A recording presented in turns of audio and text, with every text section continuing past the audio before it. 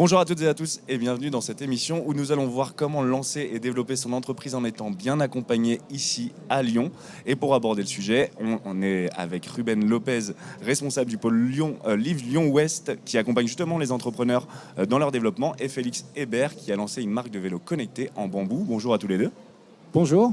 Bonjour. Alors Félix, d'où t'es venue cette idée de confectionner des vélos en bambou ? Alors moi, je suis un ancien sportif de haut niveau. J'ai fait de la compétition sur des vélos de route pendant 10 ans et j'avais la particularité de souffrir de douleurs dorsales, douleurs lombaires quand je roulais sur ces vélos. Donc quand j'ai arrêté la compétition, j'ai voulu continuer à faire du vélo, mais faire du vélo sur des vélos confortables. Et c'est là où m'est venue l'idée d'utiliser du bambou parce que c'est un matériau qui absorbe les vibrations, qui permet d'être très confortable sur son vélo, d'avoir une excellente rigidité et en même temps, c'est un vélo qui a comme avantage d'avoir des produits français. On source nos produits à Anduze ou dans le nord de la France pour le lin et donc on a un impact environnemental extrêmement faible. Combien de temps ça t'a pris entre le moment où tu as eu cette idée justement et le moment des premières ventes ? Alors l'idée m'est venue en 2014 et les premières ventes ont eu lieu fin 2017.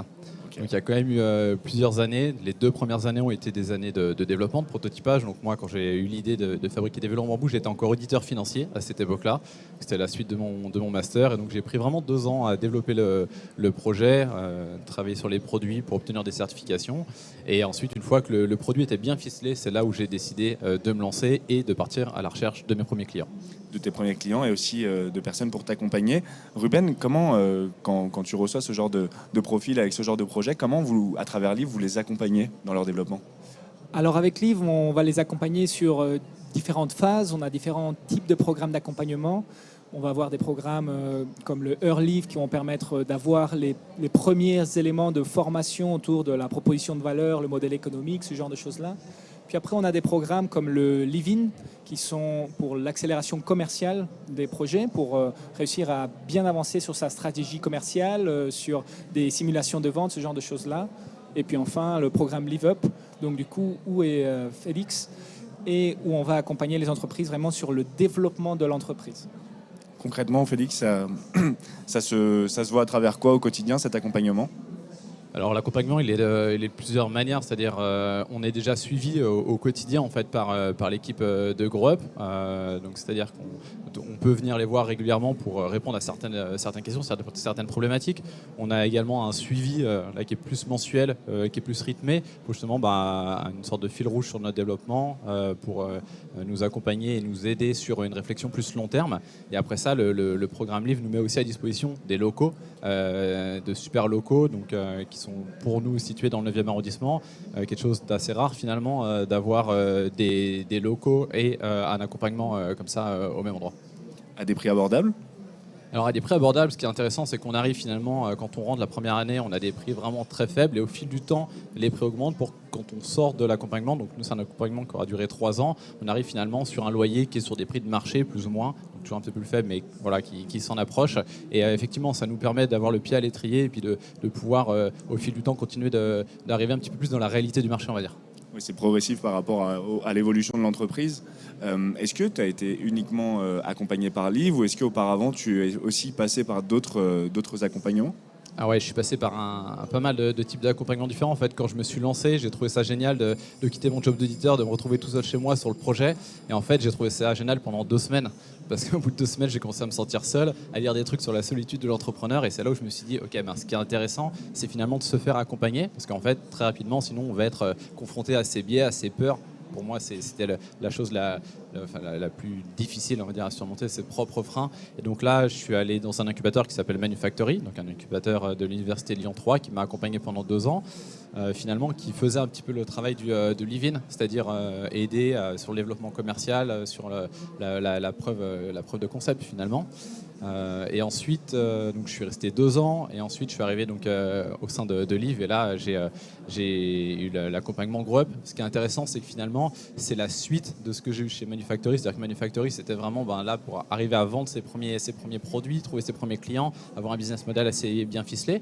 Puis là aujourd'hui chez GrowUp, je suis accompagné surtout sur le développement d'entreprise, le développement financier. On vient de boucler une levée de fonds et du coup GrowUp nous a vraiment beaucoup accompagné dessus. À côté, on a aussi tout un accompagnement sur différentes problématiques qu'on peut avoir, qui sont aujourd'hui pour moi le développement de l'équipe, la structuration et le management. Justement, à travers ces besoins un peu spécifiques, est-ce que Live les accompagne justement à chaque besoin spécifique, à chaque étape, en fonction des besoins de l'entrepreneur et de son entreprise ?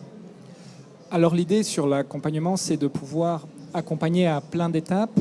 Il y a plein de besoins qui sont différents. On essaye soit d'apporter une réponse quand on peut, soit de rediriger vers des personnes qui peuvent apporter ces réponses-là. Il y a vraiment l'idée du réseau qui est très important pour faire travailler, pour réussir à faire avancer les choses. Donc on essaye d'apporter, pour faire simple, on essaye d'apporter le mieux du possible dans ce cadre-là.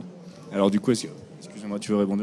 Ouais, j'allais rebondir là-dessus parce qu'effectivement, le réseau, l'écosystème, en fait, c'est pour moi, c'est capital dans le milieu de l'entrepreneuriat. C'est-à-dire qu'aujourd'hui, au sein du Poliv, on a effectivement Grub qui nous accompagne, mais on a aussi tous les autres entrepreneurs autour de nous qui vont au quotidien nous apporter, échanger des conseils, des tips, aussi être ensemble, tout simplement parce que c'est super important de voir l'évolution des autres. Quand on est arrivé il y a 3 ans, on était plusieurs avec des petites entreprises, on était 1, 2 ou 3 et finalement au fil des années on voit les entreprises grossir, donc on échange pas mal d'infos entre nous et c'est ça qui permet de bien se développer. Alors du coup, est-ce que Liv a un rôle de mentor ou à l'inverse vous les mettez en relation avec des mentors? Alors on a un premier rôle, on va dire, de mentor, parce qu'il y a quand même tout l'accompagnement que l'on fait, on est entre guillemets au quotidien avec les entrepreneurs, donc il y a vraiment cet accompagnement de proximité que l'on fait. Mais ça n'exclut pas le fait de potentiellement passer le relais à quelqu'un d'autre quand c'est plus pertinent. Ouais, en fait, je rebondis là-dessus, mais c'est très vrai, c'est-à-dire que on a l'équipe de Grub qui nous accompagne au quotidien et quand on a une problématique, en fait, ils ont aussi le réseau pour nous mettre en relation avec les différentes personnes qui vont être à même de nous aider, de nous accompagner, que ce soit pour des financements encore une fois, mais je répète parce que c'était quelque chose qui nous a quand même beaucoup pris de temps, mais aussi sur toute la partie juridique, mis en relation avec des avocats quand on en a besoin. Enfin voilà, c'est vraiment encore une fois l'idée du réseau et on rebondit tout le temps sur l'écosystème, quoi. J'ai vu que vous avez récemment levé 1,5 million d'euros. Justement, ce réseau et cet accompagnement vous a permis à faire cette levée de fonds? Complètement. Mais voilà, complètement en fait. Dire que les premiers investisseurs qu'on a trouvés, les premiers business angels qui sont toujours les plus difficiles, on a été mis en relation avec eux à travers l'intermédiaire de Grub, de l'équipe Grub, des différentes personnes qui travaillent chez Grub. Et c'est ça aussi qui est intéressant, c'est qu'au début j'ai été suivi par Ruben, ensuite j'ai été suivi par Kevin. Chacun ont aussi leur propre réseau et nous mettent en relation. Et en fait, c'est grâce à eux aussi qu'on a réussi notre levée de fonds. Est-ce que c'est aussi un moyen, tu disais tout à l'heure, de faire face à la solitude de l'entrepreneur, d'intégrer ces réseaux d'accompagnement? C'est important pour faire face à ces moments un peu difficiles. Et justement, toi, à part ces moments de solitude, c'était quoi les moments où tu avais vraiment besoin d'accompagnement dans ton parcours? Franchement, c'est en permanence, c'est tout le temps. Je veux dire, tout à l'heure, je parlais du commercial. Moi, quand j'ai commencé à commercialiser mes vélos, c'était des produits que je réalisais moi-même. Donc, j'avais vraiment ce qu'on appelle le syndrome de l'ingénieur. C'est-à-dire que je voulais toujours faire mieux et toujours attendre avant d'aller commercialiser. Et ce qu'on me disait, c'est non, mais va sur le marché, vends tes produits. Et c'est le retour client qui va justement faire évoluer le produit. Et ça, c'est très vrai. Là, aujourd'hui, nous, on lance un nouveau vélo qui est un vélo industrialisé. Et finalement, on retrouve cette crainte-là de dire, OK, on met le produit sur le marché. Est-ce qu'il est assez abouti? Et grâce à l'accompagnement aujourd'hui, les freins sont vraiment diminués.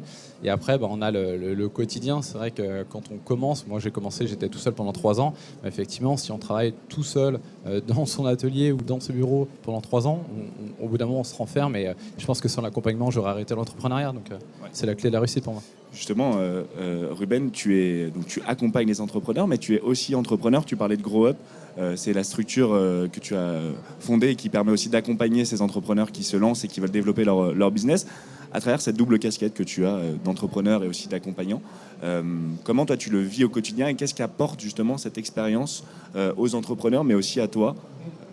Alors, ce qui est intéressant, c'est que étant moi-même entrepreneur, ça donne tout de suite du recul sur un certain nombre de thématiques où déjà on essaye de poser les bonnes questions pour faire avancer les choses convenablement, mais sur un certain nombre de choses, on peut dire, moi, quand j'ai été confronté à cette situation, j'ai pris cette décision-là.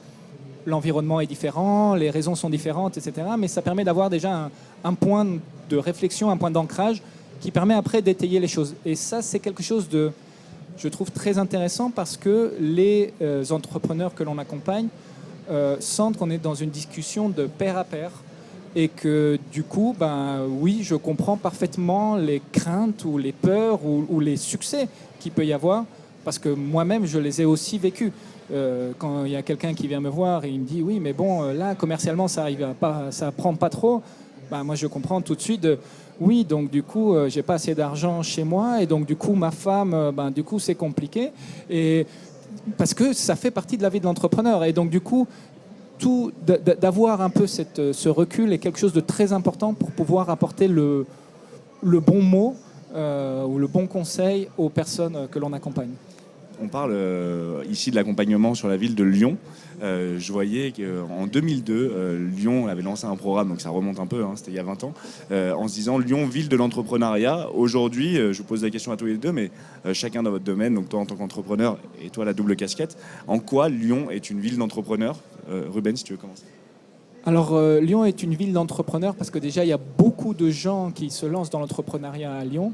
Il y a, comme l'évoquait Félix, enfin, il y a plusieurs reprises, il y a tout un écosystème pour canaliser vraiment tous les entrepreneurs. Il y en a pour tous les goûts, pour toutes les couleurs. Toutes les personnes qui ont envie de se lancer trouvent, il y a une structure qui correspond à leur développement. Donc, c'est pour ça qu'il y a une dynamique très forte. Et maintenant, en plus de cette dynamique très forte en termes de volume d'entrepreneuriat, l'idée est de pousser au-delà sur la qualité d'entrepreneuriat et de développer ces entreprises qui vont être les relais économiques de demain. Félix, tu veux rebondir? Ouais, je suis complètement d'accord avec ce que vient de dire Ruben. Finalement, c'est vrai que Lyon, c'est une ville entrepreneuriale parce qu'on a aussi beaucoup de structures qui vont justement pousser à entrer dans l'entrepreneuriat. Et en fait, finalement, c'est un cercle. C'est-à-dire que quand on est dans une université et qu'on voit qu'on a un incubateur, du coup, on s'y intéresse, on y va, on discute avec des entrepreneurs, ça casse encore une fois des freins, ça donne envie d'entreprendre. Et on a tout un tas de structures qui sont là sur tout le parcours de développement des entrepreneurs. Et voilà, effectivement, moi, je rencontre énormément d'entrepreneurs. Alors, c'est aussi le milieu autour de moi, mais il y en a de plus en plus. Et effectivement, je pense qu'aujourd'hui, l'enjeu, c'est pas finalement d'avoir un nombre d'entrepreneurs, c'est plutôt d'avoir des entrepreneurs de plus en plus de qualité. Et c'est quelque chose qui est en train de plus en plus se développer. C'est l'accompagnement de qualité et l'entrepreneuriat de qualité. L'entrepreneuriat de qualité, j'ai vu que récemment, tu comptais t'internationaliser, faire grossir l'entreprise tout simplement. Est-ce que là en ce moment c'est la phase sur laquelle tu as besoin d'être accompagné? Quelle est un peu la phase en ce moment dans laquelle tu es, dans laquelle tu as besoin d'être accompagné par Liv, par le Grow Up, par Ruben, par tout le monde? Ouais, bien sûr, j'ai besoin encore d'accompagnement. J'aurais besoin, je pense, d'accompagnement encore longtemps. Je pense que j'aurai toujours besoin d'accompagnement. Et l'accompagnement évolue. Comme je disais, les structures évoluent. Les gens qui sont autour de moi aussi. Aujourd'hui, on vient donc de finir notre levée. On a des business angels qui prennent finalement ce relais aussi, qui vont être autour de nous, nous accompagner différemment, nous apporter une certaine expertise, de l'expérience. Là, je viens d'intégrer récemment un programme Active Entreprendre porté par le MEDEF Lyon-Rhône aussi, qui a ce rôle-là de mise en relation avec d'autres entrepreneurs. Donc ouais, l'objectif c'est toujours d'être accompagné et je compte bien continuer. Mais par contre, voilà, c'est plus des incubateurs. Au bout d'un moment, ça devient des coachs ou des personnes en one-to-one. Mais voilà, l'accompagnement est capital. Bon, même en partant à l'étranger, tu resteras quand même à Lyon? Ouais, c'est sûr, on va rester à Lyon. Nous, on fabrique des produits made in France, des vélos fabriqués en France avec de la matière première française. Donc c'est sûr qu'en restant en France, l'objectif de l'internationalisation, c'est de développer le business. Aujourd'hui, dans le milieu du vélo, on a un potentiel de marché qui est incroyable. Au niveau de l'utilisation de ressources végétales, ça prend aussi très bien. Donc voilà, on va pas se priver de partir sur l'internationalisation. Et on sait aussi qu'à Lyon, on a beaucoup de structures qui peuvent nous aider sur l'internationalisation. Justement, Ruben, pour conclure, quand on est entrepreneur, porteur de projet, quand on veut s'internationaliser ou autre, comment faire pour être accompagné? Si on devait retenir les quelques points essentiels à retenir. Comment faire pour être accompagné? Je dirais il faut se renseigner, il faut rencontrer des personnes et il faut venir à des salons comme ici pour réussir justement à combiner ces éléments-là. Contacter des personnes, c'est peut-être pas les bonnes au premier coup, mais vous allez apprendre et c'est ça qui va permettre d'aller plus loin. Et bien sûr, nous contacter, voilà, Paul Liv, avec grand plaisir pour aider sur tout ça, mais que ce soit nous ou quelqu'un d'autre, il faut surtout aller voir du monde, aller rencontrer, aller chercher. Voilà, c'est ça qu'il faut. Aller voir des entrepreneurs parce que finalement ils ont de l'expérience, ils ont vu pas mal de structures d'accompagnement et aller en voir 2 ou 3, ça donnera énormément de clés pour trouver les bonnes structures. Merci à tous les deux pour votre témoignage. Quant à nous, on se retrouve très vite pour une prochaine émission. Merci.